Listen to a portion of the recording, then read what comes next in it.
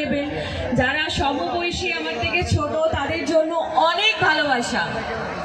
তো নতুন বছর মানেই তো প্রচুর খাওয়া দাওয়া, শপিং করা। হয়েছে শপিং?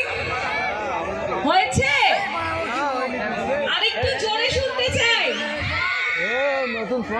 আর আমি শিওর তোমরা সবাই খেতে খুবই ভালোবাসো, কারণ আমি এখান থেকে যখন আসছিলাম জিলিপি, ফুচকা, ঘুগনি দেখে আমারই জিভে জল চলে এসছে। তো কালকে